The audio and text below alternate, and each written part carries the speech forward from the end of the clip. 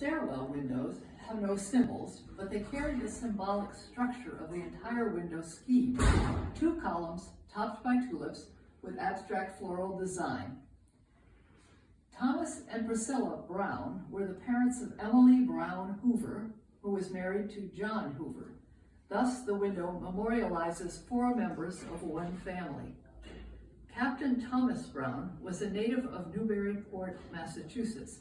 Early in his career, he was captain of the merchant schooner Victory, which engaged in the Atlantic trade. But in the 1840s, he abandoned seafaring and became the U.S. Navy's preeminent supplier of sea biscuits. The biscuit factory burned down in 1847, and Brown turned to other pursuits. He sold flour to the Navy, invested in real estate, and was among the incorporators of the Pioneer Manufacturing Company of Georgetown, licensed by Congress to manufacture cotton, silk, and woolen fabrics. Brown served Dumbarton in many roles as class leader, trustee, steward, Sunday school superintendent, and on several committees. He was also elected as one of 2 delegates from the Baltimore Conference to the 1872 Layman's Convention. Priscilla Hale Plummer, 1793 to 1863, was born in Pennsylvania. She married Brown in early 1813, and the couple lived in Newburyport for several years before locating in Georgetown. She bore 5 children who lived to adulthood: Martha Ann, Ibn, Stephen, Joseph, and Emily.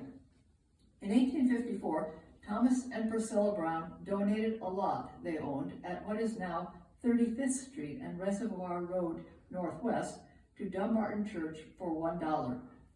The congregation had been proselytizing residents in Brimetown, the neighborhood west of 33rd Street in Georgetown, and wished to build a church to consolidate its efforts. In 1860, that West Georgetown church was linked with the Tenley Town congregation on a 2-point charge. Between the two were 170 white members, 30 white probationers, and 25 African American members.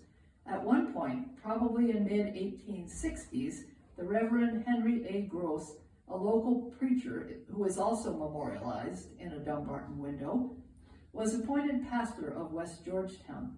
Unfortunately, the West Georgetown efforts were not ultimately successful, and the congregation dissolved in the early 1890s. Emily Brown